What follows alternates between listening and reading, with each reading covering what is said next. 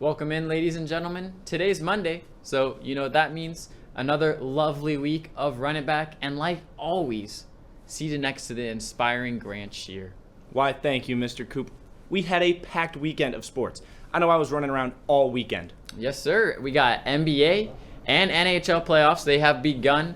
Baseball, KU, still on fire. And I hear we got a new segment of our favorite masked man. Spider-Man? No, Grant. Batman. Nope. Think local. And there's two of them. Big J, Baby J. Big J, Baby J. Bingo. Our producer, Tyler Brewer, will be enlightening us on the trials of becoming a mascot here at Kansas. Oh, I'll be looking forward to that. Now, switching moods to a more somber tone, this week's All Access has been canceled and postponed until next week, so stay tuned. You know, all this rain, it's putting a damper to one of RunitBack's beloved fan favorite segment. But don't worry, to turn that frown upside down, we've got a loaded show coming right up. In the meantime, let's run it back.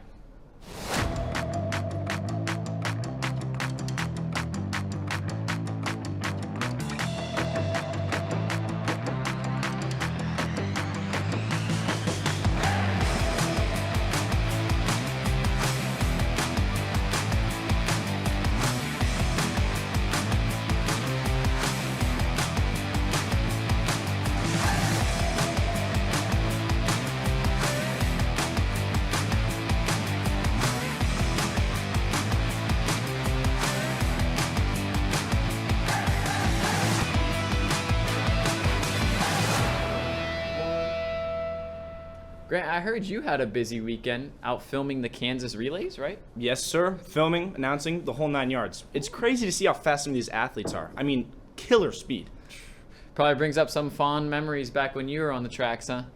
Oh yeah, you know, I would have gone pro if it weren't for my knee. They were calling me the greatest recruit alive, if I can remember correctly.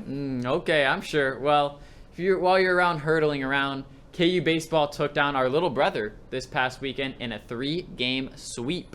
Well, then let's bring out the brooms. Keep it within the diamond. You see what the KU softball team's been up to? Yeah, we took 1 out of 3 against Iowa State, but we'll touch on that quite shortly. But first, let's hit a little 180 and take it back to baseball. Trev, what does it do? No need for 180, fellas. Kansas is hot right now. They have no signs of slowing down anytime soon. This weekend they hosted Kansas State, and Hoagland was rocking for it. On Friday night, even with the overcast weather, there were only a few open seats left, as arguably one of the biggest sunflower showdowns for baseball took place at Hoagland Ballpark. Even though Kansas State got out to an early lead, the comeback kids of Kansas never once doubted their chances. Jackson Hauge hit an absolute no-doubter and topped it off with an even better bat flip to hit the go-ahead home run to steal the Jayhawks' Game 1 victory. With weather coming in on Easter Sunday, a doubleheader was played on Saturday to avoid the possible rainout on Sunday. The Jayhawks, however, didn't mind playing 2 on Saturday, and Cooper Moore sure didn't either. Moore matched his career high of 8 innings, allowing only 3 runs, 1 walk, and recorded 8 strikeouts. Kansas finished off the series late Saturday in Game 2 by getting yet another victory, sweeping the Wildcats for the first time since 2019. This victory also got the team its 31st win, tying the team's total win record from only a year prior. It also marks the first time that Kansas has reached 30 wins in back-to-back seasons since 2013 and 2014, making the NCAA tournament in the Louisville Regional in 2014. With the sweep over Kansas State, Kansas also takes sole possession of second place in the Big 12, with only West Virginia standing in the way. If things continue to go the right way for the Jayhawks, their season-ending series between West Virginia before the Big 12 tournament could decide who ends up on top of the Big 12 in the regular season. The Jayhawks head down to Lincoln, Nebraska on Tuesday to hopefully avenge their loss to the Cornhuskers earlier this year and put their win streak at 5 before heading up to Utah later in the week to resume conference play. It's safe to say things are boding well for the Jayhawks, with them continuing to break program record after program record, and many are hopeful that they are able to keep rolling through the last 15 games of the season. The Jayhawks are back home April 29th to face out-of-state rival Missouri in what should be a great matchup. Jacob, I know you're talking about track, but what are your thoughts on K-State? You know, Trevor, I've always hated K-State. But here we have the spectacular men's steeplechase race when the lights went out Friday night at Rock Chalk Park, making for a very cool scene under the sunset as these runners splash in the water. As for the rest of the weekend, we wrapped up the biggest track meet in the state of Kansas. The KU Relays has been a rich tradition in U.S. track and field since 1923. And this season, they featured over 5,000 entries, 4,000 individuals, 400 high schools, 100 colleges, and 900 relay entries. And as a regional high school track runner, outside of the state meet, of course, this is one of the most anticipated events of the year. And let me tell you, you have got to be fast to run in this race. Just look at these qualifying times in the high school guys 100-meter prelims. Imagine running 10:82 and losing out on the finals by 0.01 second. Yikes. Yet the top dog in the event, Robert Collins Jr. from Stanley High School, was able to stay on top to secure his 100-meter victory with a time of 10:55. And even better, with that time, he would have gotten third in the collegiate 100 race as well. There were also many records broken over the weekend, one of them being the 4x1 from Tulsa Union, who ran 41:57. And let me tell you, this team had some crack in them. They came back in the 4x4 being just so close to the meet record, but fell short by just tenths of a second.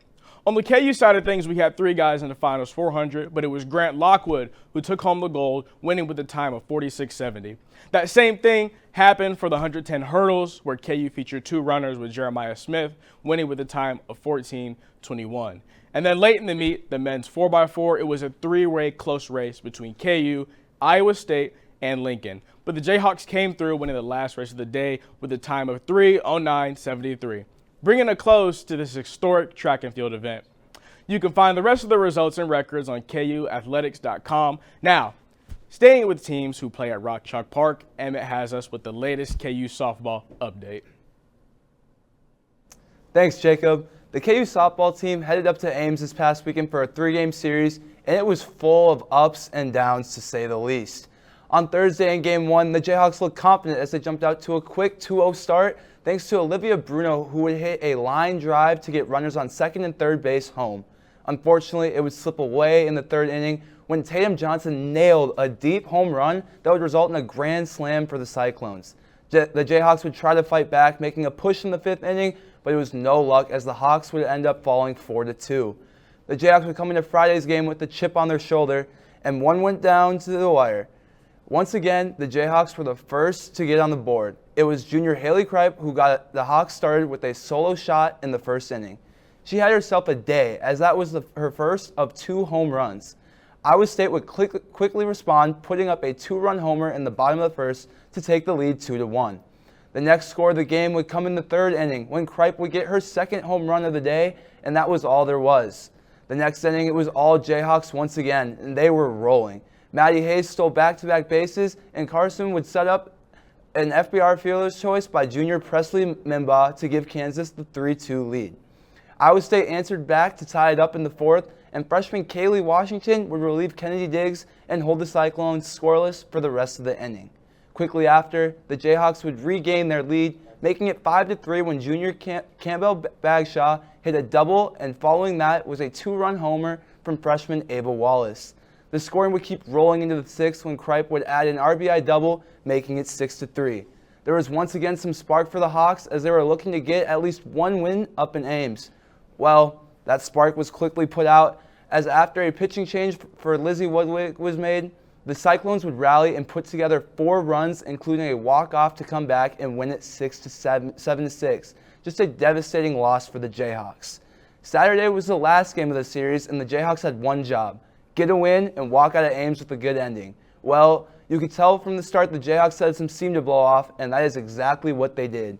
Ava Wallace and Anna Souls got the Hawks started when Wallace would get to first base off a ground hit, and Souls would nail a double the center field, driving Wallace in.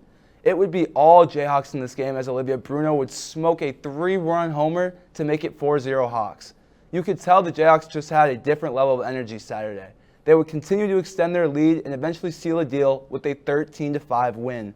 The Jayhawks had execution on both sides of the ball, and it was clear to see the level the Hawks can be at when they work together and bring their best on both sides of the field. The Jayhawks look to continue this high level of play when they travel to Kansas City Wednesday to play the Roos at 5 p.m. Central Time.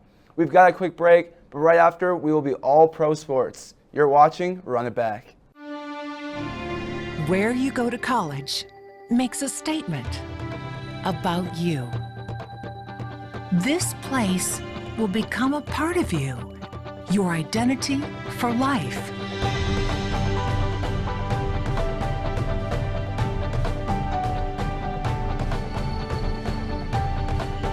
The University of Kansas. A great place to be you.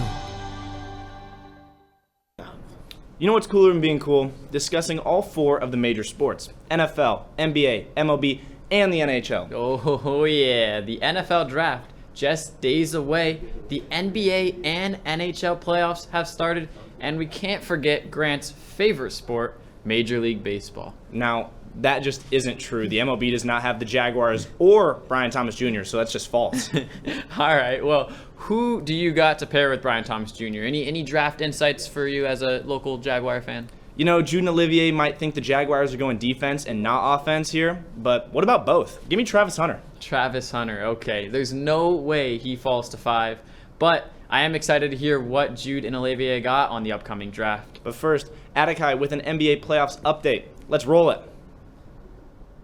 Thanks, boys. After a wild ending to the Western regular season that saw a 3-way tie for the 3 seed and a historic moment during the East play-in tournament giving us the first ever 10 seed to make the playoffs, it's time for some playoff basketball. Out East, the top-seeded Cavs are playing the Heat. The Cavaliers have been dominant all season, winning 64 games and topping the defending champion Boston Celtics in the regular season.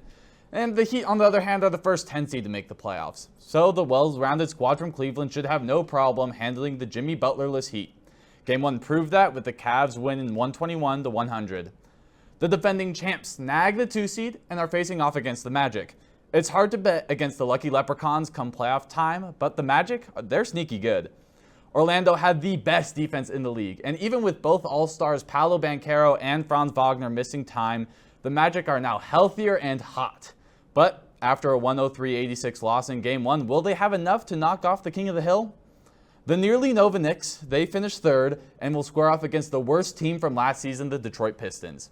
Detroit surprised everyone, making the playoffs as a 6 seed. But you know their seed is behind them, especially with the resurgence of other Detroit franchises. I think this is the best matchup in the first round of the East, and we'll see how Detroit responds to that 21-0 run that closed out Game 1. The final matchup out East is the Pacers and the Bucks. A familiar matchup that we saw the Pacers win last year despite the Bucks having home court advantage. Now the Pacers come in seeded higher and the Bucks are a little unhealthy. So I see the Pacers continuing their Game 1 performance and winning the series. Now the West was a close bloodbath during the regular season and that trend is bound to continue, except for the Grizzlies. Sorry to all Memphis fans, but you got maybe one of the best teams in the Oklahoma City Thunder. The Warriors and Rockets have a new look for a matchup that has some recent history. But now, instead of James Harden and a barrage of 3-pointers, Houston boasts a talented young core with a great defense from coach Ime Udoka. In Game 1, it still looked like Curry had their number. So will they be able to find the solution for the chef? The Timberwolves and Lakers gave us a rematch between Ant-Man and Luka. Edwards took Game 1 with a 117-95 victory, and the Stars who came out to LA were disappointed, as the Lakers never were really in the game. And it might have to be LeBron, not Luka, who carries this team past the T-Wolves. The last matchup of the playoffs is the 4-seeded Nuggets and the 5-seeded Clippers. And this Game 1 was the most entertaining of the weekend by far, with the Nuggets stealing the win 112-110 in overtime. Despite firing their head coach within 2 weeks of the playoffs, the Nuggets still have the best player in the world in Nikola Jokic and an experienced, albeit small, supporting cast. If the Clippers can stay healthy, then we should be in for a great series. Now, from a season that's wrapping up with a heated playoff pool to another whose season is starting off with a fresh bang, let's send it to Tyler and Coop for some MLB action. Welcome, folks, to another week where Tyler and I are going on some banter in baseball. Tyler, this is good deal or bad deal? Recent free agent signings. Let's get right into it, all right? Juan Soto. He's batting .240, and he has 3 home runs. He's been asked why he has these recent struggles, and he's blaming it on the pitchers pitching him differently. And he's absolutely right, Coop. I'm going to stop you right there, all right? I don't need any of this propaganda that you're about to spit to me, all right? He's a young player. He was just on one of the best teams in the entire league, in front of the best hitter in the entire league, and that takes me a lot to say. He's not, though. He's not on – I mean, yeah, he's on the Mets, but he doesn't have Aaron Judge. Yeah, Pete Alonso has been doing great. But that's what I'm saying, Coop. I think you're proving my point right here. Pitchers can absolutely pitch him differently. They can afford to walk him if they have to because they don't have the best power hitter in baseball right behind him. So I think It's just an adjustment period for Soto. He's a young player. You're discrediting Pete Alonso's play. He's been playing out of his mind right now. And Soto, I don't know why. Judge even came out and said, like, you have Pete Alonso. Like, you should be doing just fine. Aaron Judge or Pete Alonso? What are we doing here? You're taking Aaron Judge. You're taking Aaron Judge, Coop. Go to the next question. Go to the next question.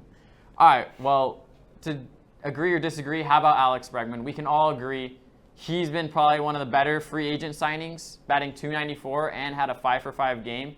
But the question here is, do you think the Red Sox are legit? Are they legit contenders? I think the Red Sox absolutely are, and I really like this Bregman deal. I don't like all the beef that they had with Devers and all that being in the media, but if they're winning games, it's worth it. The Red Sox look like a decent team. They're going to hopefully get better and better throughout the year. And at the trade deadline, I think they're going to add a couple pieces to really make them contenders. I mean, they have so many prospects on the cusps of making the bigs. Why not just not throw one away, but why not give one up for some big name arm or something like that? You know, it makes sense. And speaking of big name arm, how about we go into Roki Sasaki? I know you're a big fan favorite of him. Nope. What are your opinions on Roki Sasaki and his look? Is he a more of a project, or is he an ace? Coop, he is a BUM bum. Roki Sasaki, he was signed on a minor league deal. He should still be in the minor leagues. International signing. I don't care, Coop. I don't care. He should be in the minor leagues right now. He's not ready for the big leagues, and he's proved that. He's had 5 starts. He's 0-1, and he has an 3+ ERA. To start the season, that's not good. 3.20 ERA is very serviceable in the league. Yes, he has. Yeah, maybe in June. Coop, he's had 5 starts, and he's given up a bunch of runs. I can't get behind that. I think he has the ceiling of Miles Michaelis, and I'm a Cardinals fan. I don't like Miles Michaelis. I don't like Roki Sasaki. I think you are insane to say that, Tyler. He's only made 5 starts. He's 23 years old. This is a guy who's pitched a perfect game when he was 20 years old in Japan. He is an ace. Give him the time. Let him develop a little bit more. Hey, Coop, how many wins does he have in MLB through 5 starts? 5 starts. Through 5 starts, how many does he have? Oh, my gosh. That's absurd. That's a horrible take. Anyways, this is enough for the good deal or bad deal. Overall, it was an interesting deal. It's always interesting being with you, Coop. Olivier, let's see what mock draft you got. Thanks, guys. It's draft week, our favorite time of the year. Olivier and we put together mock drafts, and we're going to be talking about the most interesting situations, teams, and players for this year's draft. Now, first up, I've got Shedeur Sanders. I mean, he did a private workout with the Giants last week, but I think if he's available at 9, he's going to be a New Orleans Saint. There's a desperate need there. I could totally see that happening. The next team that I think is really interesting is the Niners at 11. I gave them Shamar Stewart out of Texas A&M. He's a big, super athlete that they can put on the other side of Nick Bosa, play that wide 9, really be an impact player there. Right, yeah, right around in that 8 to 12 range. I actually had a trade between the Cowboys and the Panthers. I think Mike Green is a Panther, but not at 8. They're going to have to trade back to get him, and the Cowboys can trade up and secure Teteroa McMillan, who they, I think, value very highly in this draft process. I love that fit, too. Yeah, 100%. And speaking of the 49ers, I actually had Tyler Warren going to the 49ers. If Warren's available at 11, I don't think Lynch and Shanahan are going to be able to help themselves. I think he's going to be a 49er and help fill that playmaking void left by Deebo Samuel's absence. That pick would be a lot of fun. Just gives them so many options on offense. Right. Tell me about the Steelers, right? You got the Steelers on your board? I do. I've got Walter Nolan out of Ole Miss going to the Steelers. They also are a team in desperate need of a quarterback, but I don't really see anyone worthy of taking at 21.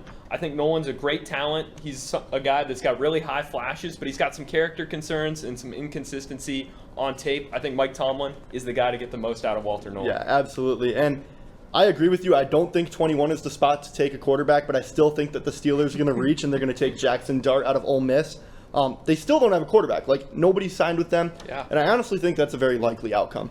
So now let's jump up to the Rams. You got an interesting situation for the Rams, don't you? Yeah. I'm actually giving the Rams a linebacker, which if you follow the Rams, you know that they never invest money in linebacker. They never pick linebackers in the first 2 days of the draft. But in this scenario, Jihad Campbell out of Alabama was just the best value on the board. And I think there's a little PTSD there from the playoff loss. Saquon Barkley running all over them. Right. I think they might pull the trigger on him here. Right. And it's like the first years, and I don't even know how long that the Rams have had back-to-back first-round picks. They had Verse, who was a home run last year, and let's see if Jihad Campbell could add to that. Now, here's a really interesting situation that I had in my mock draft. I had a trade between the Vikings and the Chiefs. The Chiefs have an extra third rounder, pick 66 from Tennessee, and I have them trading that and 31 to the Vikings to get pick 24, jump up and grab Josh Simmons out of Ohio State tackle.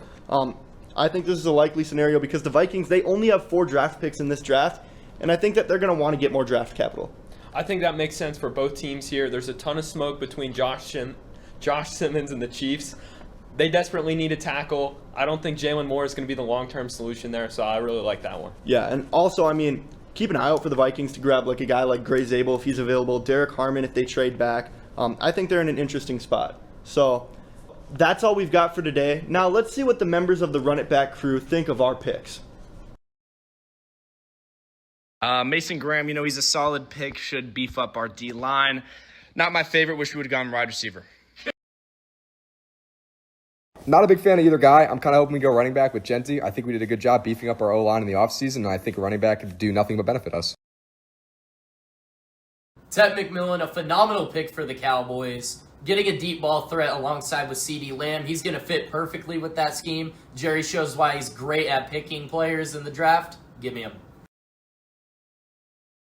I'm not the biggest fan of the Denver Broncos selecting Amari and Hampton. However, I think he is a weapon the offense desperately needs.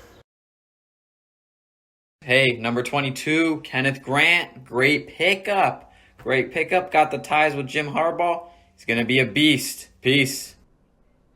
Thank you, Jude and Olivier. Welcome to the NHL playoffs. Tonight, we get a full 4-game slate. But first, let's take a look at what went down last night. It wasn't exactly a night of thrillers, but it was a night of statements. In Raleigh, the Hurricanes took control early and never let go. Logan Stankov made his playoff debut, scoring twice in the second period and looked absolutely unfazed.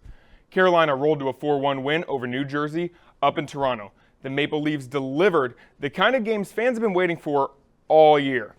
If this is the version of Toronto we're getting, they'll be tough to slow down. And in Vegas, the Golden Knights took care of business. Brett Howden scored 2 in the third, including a buzzer-beating empty netter, and Vegas closed out with a 4-2 win over Minnesota. Matt Boldy scored both of the goals for the Wild, but the Knights never looked shaky. That was Sunday night. Tonight, we turn the page to 4 games on the board. We start in D.C. The Montreal Canadiens visit the Washington Capitals for Game 1 at 7 p.m. Eastern. Last time these two met in the playoffs, Montreal pulled off a shocker in 2010. Don't expect a repeat of the Caps who finished second in the league in scoring this year. Ovechkin is still a threat, and Sam Montembeault is going to be locked in if the Habs want to hang around. Half an hour later, it's Game 2 between the Blues and the Jets. St. Louis showed fight in Game 1, even looked like the better team at times, but the Jets struck late and took it 5-3. If the Blues can steal one on the road tonight, they'll head back to St. Louis with all the momentum. Then at 9:30 Eastern, it's back to the Central, Avalanche and the Stars. Game 2, Nathan MacKinnon went off in Game 1. Colorado looked dominant. If Jason Robertson isn't in the lineup for tonight, Dallas could quickly have this series slip away from them. And to close out at 10 p.m. Eastern, it's round 4 of the Oilers versus the Kings. Edmonton's won the last 3 postseason series between these teams, but LA won 3 of 4 during the regular season, including 2 shutouts this month. So here's the bottom line. Last night gave us blowouts. Tonight we might just get the battles. 4 games, 2 chances to go up 2-0, 2 opening statements waiting to be made. We'll be right back after this. You may not hear it at first, but it's there. Our chant, rising.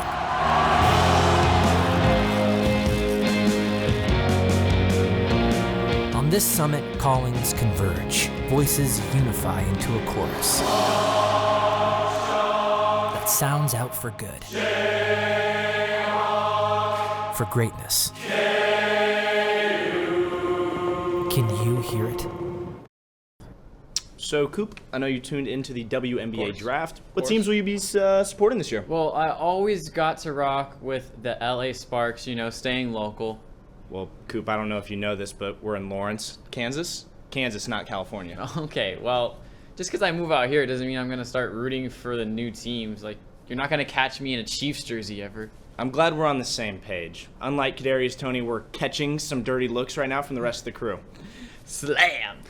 But back to the WNBA. Gabby is back, ready to give us another recap, this time on the outlook that the draft has into the upcoming season. Hit it, Gabby.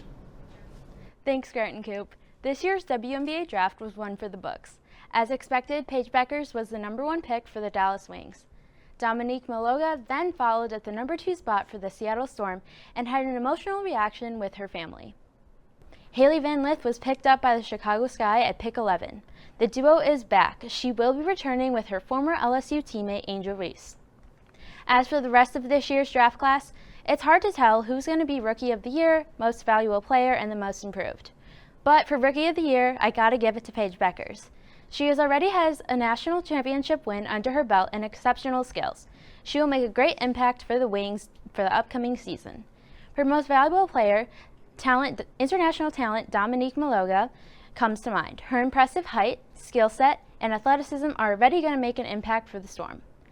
Finally, Most Improved Player Haley Van Lith stands out to me. Starting her college career at LSU with Angel Reese and transferring to TCU for her final season, vast improvements have been made to her game. As she continues to grow with the Chicago Sky, I could see Van Lith as a contender for the Most Improved. This year's draft class was stacked, and all rookies will make a great impact on their new teams. So bring the energy and all of your excitement as the regular season is set to start in just under a month. Speaking of energy, nothing beats seeing a mascot, your favorite mascot, walking around, hyping up fans. Now let's send it over to Tyler for a closer look at 2 Jayhawks that bring the energy to game day.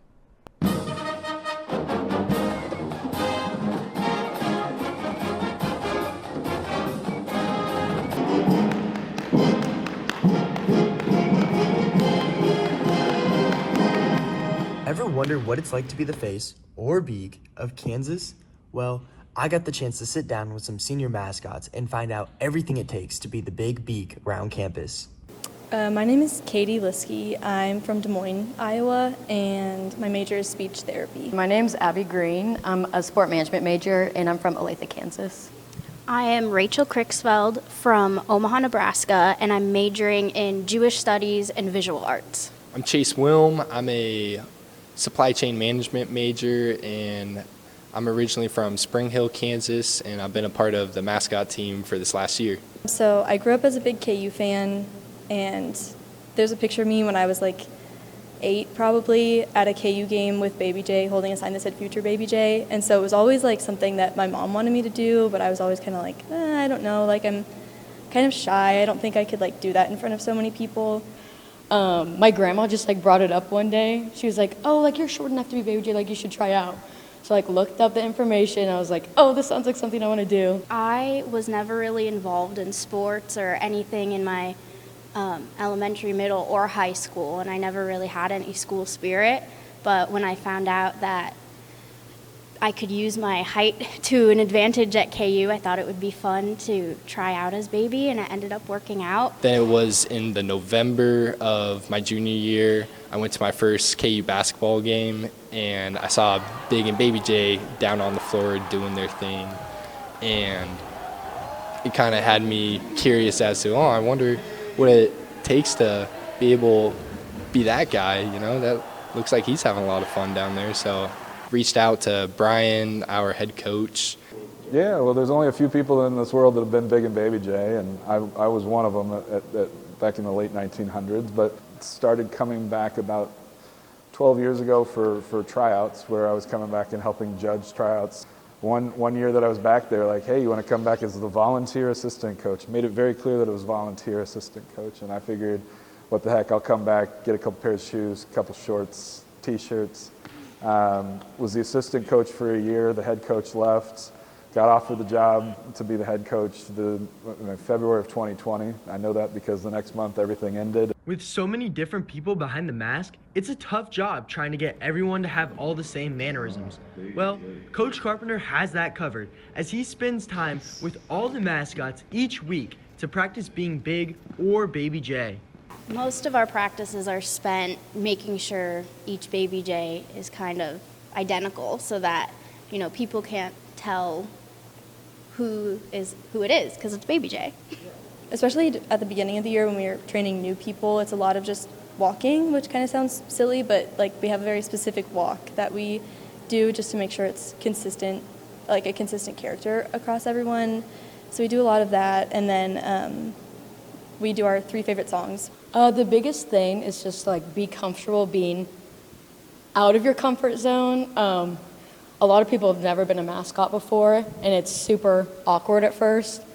But just being open to everything, like new experiences, and just being able to be coached in general is really helpful. My biggest advice is not overthink it. It's so easy to just think that you don't have what it takes, but that's just that part of you that doubt it does not know what it's talking about. I truly believe that being able to be a mascot is the greatest opportunity someone can get to have a second identity and kind of be that person that you never normally are. Never would I have thought that I would eventually be in front of 15,000 people in Allen Fieldhouse being Big J down there.